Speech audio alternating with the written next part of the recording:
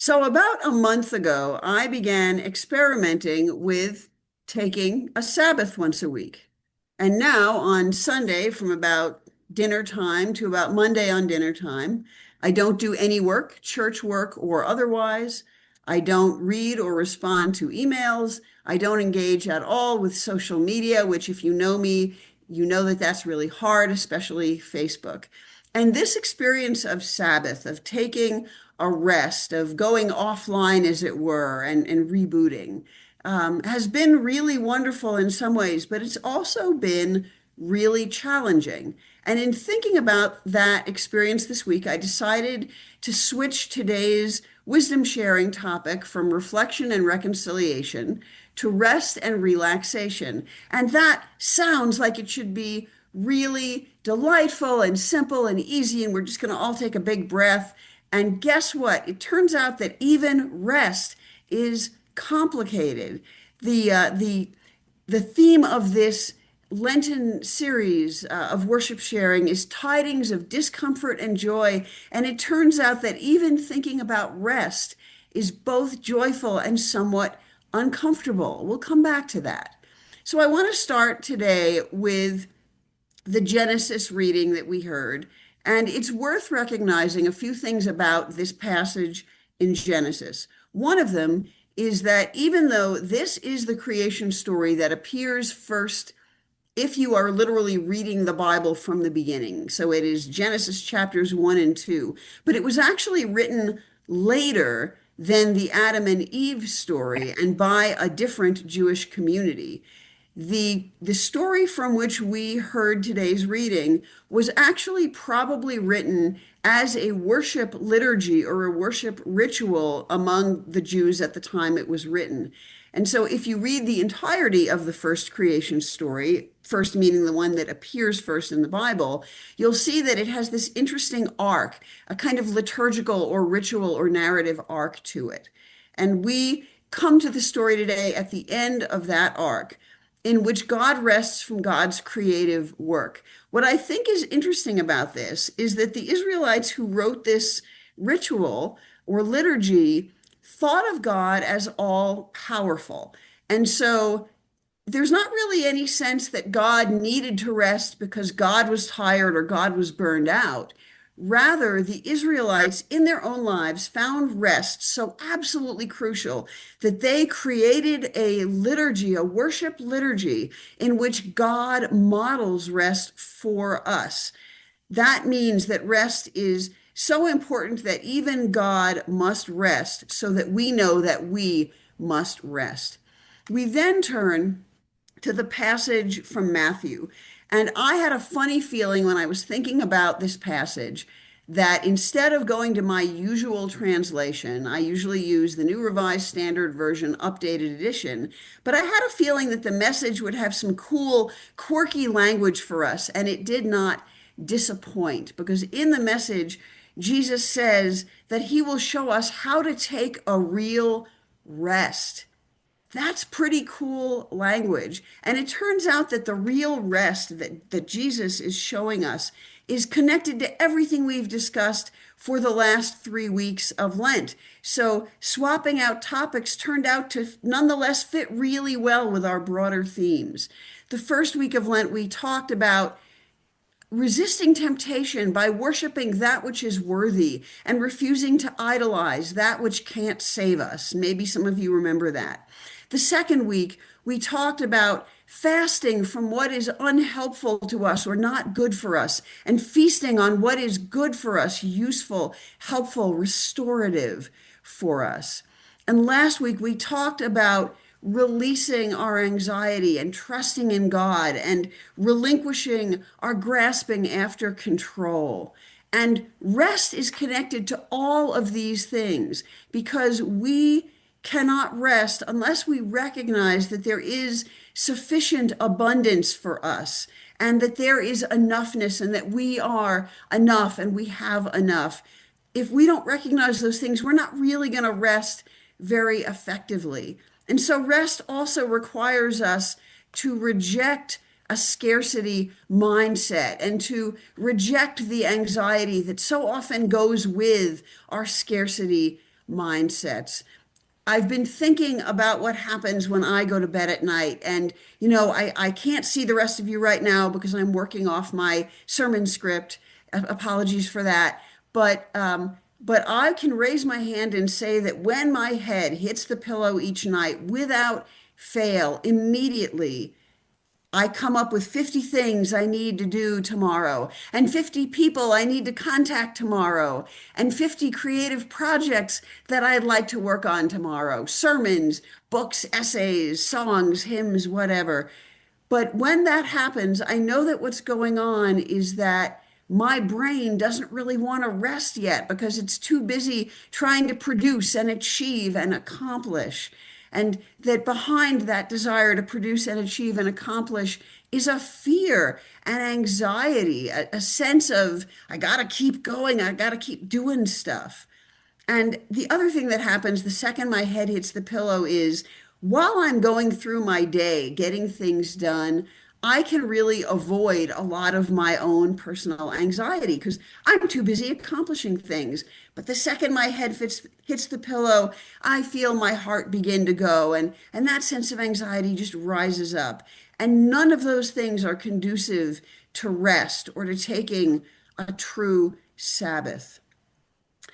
A couple of weeks ago, a book was recommended to me called Rest is Resistance, a manifesto written by Tricia Hersey, who is known for having developed something called the NAP Ministry. Doesn't that sound great? And so early on in this book is a little epigraph. I don't know if Tricia Hersey meant this as a prayer or a blessing, but I'm going to read it to us now. It's quite short. And before I read it, I'm going to ask all of us to just stop for a moment, whatever you're doing, whatever you're thinking. Just stop and take one good breath. And as I read this brief epigraph, prayer blessing to you, I want you to pay some attention to how you respond to it. Do you hear it and feel joy or relief or ease? Do you hear it and feel resentment or resistance or anxiety? Whatever you feel is great. It's all just information for us to learn from. Here's this little passage. I wish you rest today. I wish you a deep knowing that exhaustion is not a normal way of living. You are enough. You can rest. You must resist anything that doesn't center your divinity as a human being. You are worthy of care. What I love about that passage is that it is a reminder of something that we strive to take seriously as we walk on Jesus's path. This isn't something we necessarily know in our bones, but it's something we try to live into. It is the idea that our worth, our dignity is inherent. It is God-given. It does not come from our productivity or our creativity. We do not earn our worth through our achievements. We cannot bargain for our worth by showing God how good we are. No, we are worthy. We have dignity. We are beloved, completely independent from anything we do. I also, in the last week or two, heard about another book called Sabbath as Resistance. Some of you may have heard of the biblical scholar and liberation theologian Walter Brueggemann, and he's written this book, Sabbath as Resistance. I confess that I was not able to get a copy of it in time to read it for today, but I did read a description of it that said something very interesting. It said that the book is about Sabbath as resistance in the sense that we are invited through the practice of Sabbath to resist our addictions to consumption, achievement, accomplishment, performing, and possessing. And that Brueggemann himself refers to these as addictions that we have.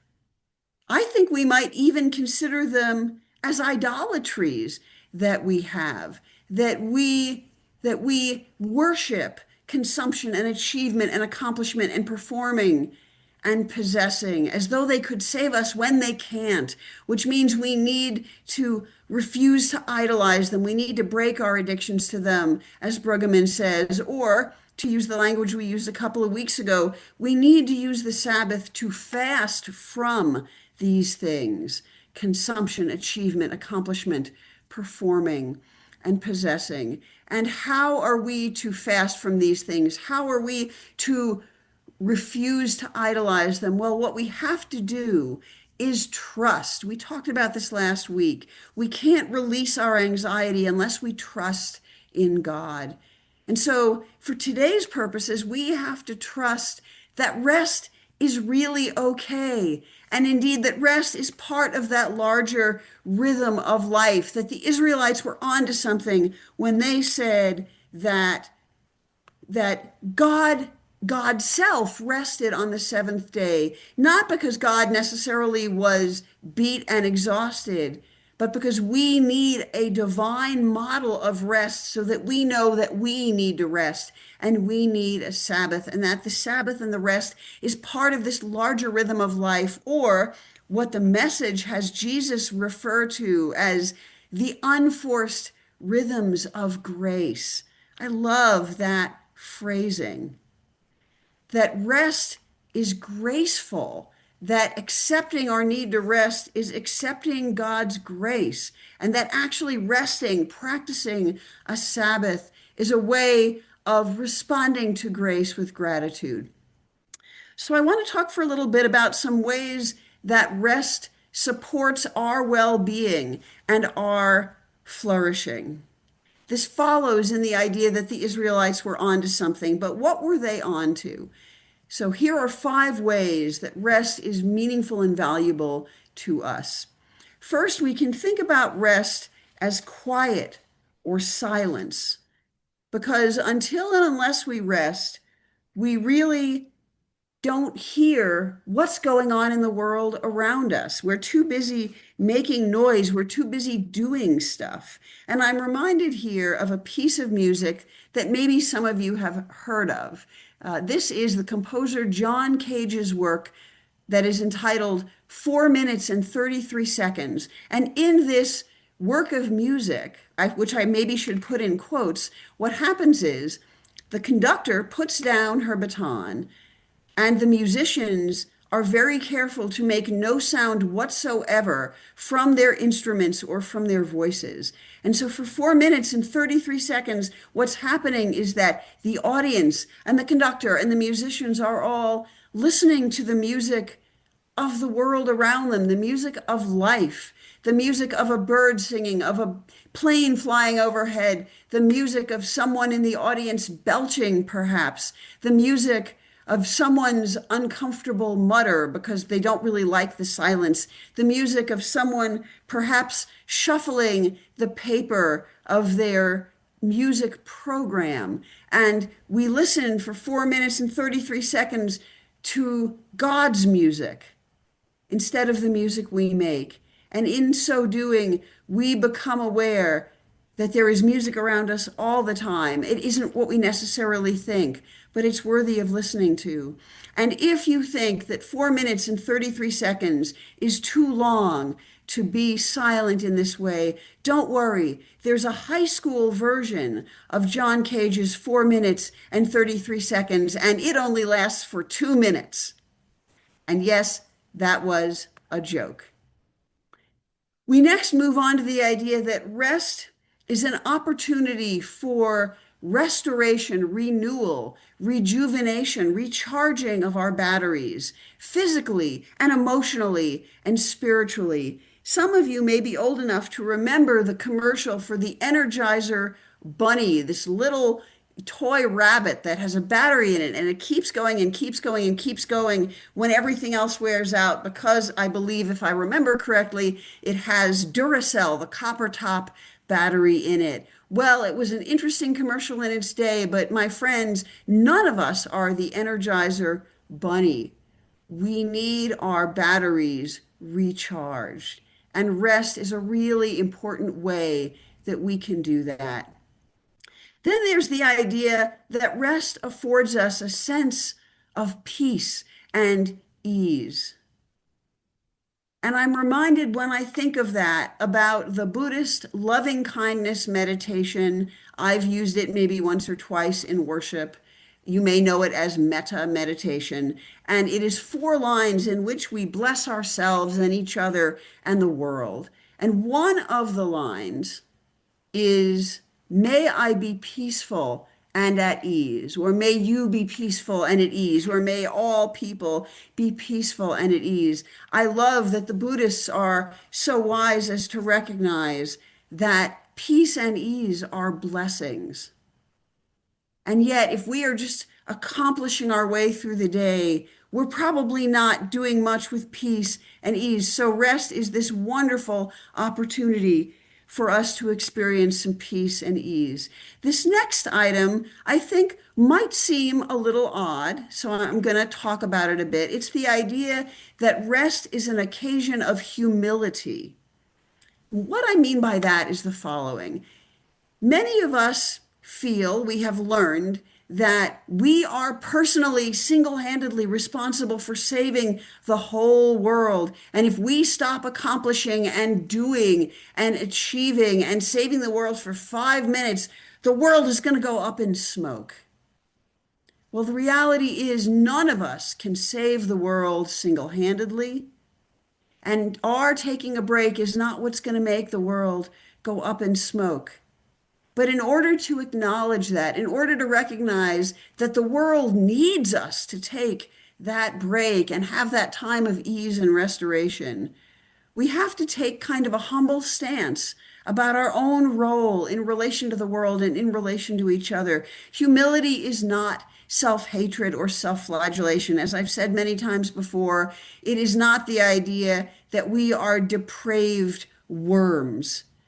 Humility is being right-sized. Humility is being in right relationship with ourselves and others. And being in right relationship is recognizing that all of us are at the same level, that all of us are responsible for taking care of the world and each other and ourselves, all of us. And so none of us individually can do everything, and none of us is expected to do everything. We are all expected to do something. But we are all invited to take that restful break when we need it. And I'm reminded here of the way people breathe in choral singing. This is something I've brought up at other points in the past.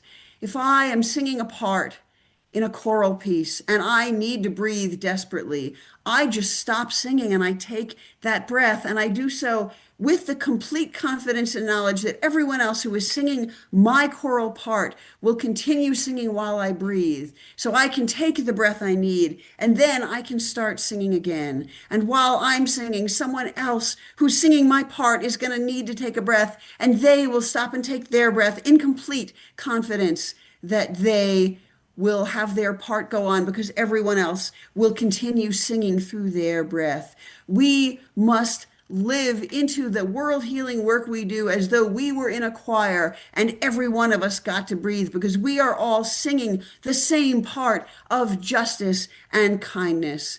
And therefore, we humbly take our place in all of this, and we also humbly take our breaks. Finally, rest affords us the capacity to dream and to daydream. When we rest in the sense of sleeping, we can dream. When we rest in the sense of relaxing while we are awake, we are invited to daydream. And dreaming and daydreaming enables our imagination and our creativity. And we cannot move into the future without imagination or creativity, because without them, all we can see is what is around us right now. And I don't know if you've looked at the world recently, but it is one giant dumpster fire. And if we cannot imagine alternatives to that dumpster fire, we cannot build or birth those alternatives. And so rest is crucial for our healing work for the world, because it is how we access our imagination and our creativity. And once we have access to those, we can begin to imagine and name the world we want to see and work toward making it a reality, co-creating it with the sacred. As I begin to wrap this up, I want to say a little bit about today's hymns. We just sang For the Beauty of the Earth. We will follow this wisdom sharing with a couple of verses of Love Divine, All Loves Excelling, which is, among other things, a hymn about rest. And we will close the day with the very traditional hymn, Great is Your Faithfulness, which largely is a hymn of gratitude. And I've picked these because I think there is a deep and really, really interesting interconnection between rest, beauty, and gratitude. We cannot really see the beauty of the earth around us if we are too busy accomplishing, if our head is down, if we are grinding through our agenda for the day. We only really see the beauty and hear the beauty and smell the beauty and taste the beauty and feel the beauty when we are able to take something of a pause. And I don't think we are able to get to the absolute heart of gratitude when we are too busy trying to earn our salvation or earn God's love or earn our dignity and worth. And here's why. When we stop trying to earn everything, when we realize, as the theologian Paul Tillich put it in an essay in the mid 20th century, that we are accepted, full stop, then we get to remember this amazing thing. We don't talk about this often enough. We should talk about this every single week. Our very existence is a gift. We did not earn the right to be here. We did not earn our lives. We did not purchase our lives. We did not drop a coin in the vending machine of getting to exist and get the candy bar of our lives out of that vending machine. Our existence is a gift. That we are here is a gift. It is a miracle. And that does not mean that life is always wonderful. And that does not mean that life is not frequently hard or unfair or tragic. But it does mean that there is something very big, very basic for which we ought to be grateful literally all the time, which is that we are here at all, that anything is here at all. And when we rest, when we stop trying to earn our way, when we stop trying to accomplish and achieve, then we have the capacity to go, my gosh, all of this is a gift. The snow outside my window is a gift. The wall I'm looking at is a gift. All of you are a gift. We are all gifts. Everything is a gift. There is a tremendous amount of gratitude for us to be cultivating, and rest helps us do that. And so when we relinquish our anxiety, when we fast from accomplishing, then we can sing, Great is your faithfulness, with a really true good heart. As I move us toward the question for this week, again, you've noticed maybe that I'm trying to do this every week. I want us to leave worship and take something from it with us into the week. And so every week, that's one or more questions. So today's wisdom sharing is called The Rest of Your Life. And I hope you hear that there's a play on words in that. When we normally use the phrase or say the phrase, the rest of your life, we normally mean the part of your life that you haven't lived yet, the upcoming part of your life, so to speak. But the phrase, the rest of your life, could also mean literally the Sabbath of your life, the resting that you do within your life. And I know my life needs a rest. I imagine some of yours need rests as well. So here is the question for all of us for this week. And this question we could ask in two ways. We could ask in terms of the part of our lives we haven't lived yet. We could also ask it in terms of the Sabbath that we need so desperately. So here is that question. What will you do with the rest of your life? What will you do with the part of your life you haven't lived yet? And what will you do with the Sabbath that needs to be a part of your life for your life to be rich and grateful and meaningful and productive and humble and all of those things? So let me close, as I always do, with a prayer for us all. This prayer is adapted from the quote that I read earlier from Tricia Hersey's Rest is Resistance, a Manifesto. So all I've done is taken the quote I already read and turned it into a proper prayer for all of us who are gathered here today. I wish us all rest today. I wish us all a deep knowing that exhaustion is not a normal way of living. We are enough. We can rest. We must resist anything that doesn't center our divinity as human beings. We are worthy of care. Amen.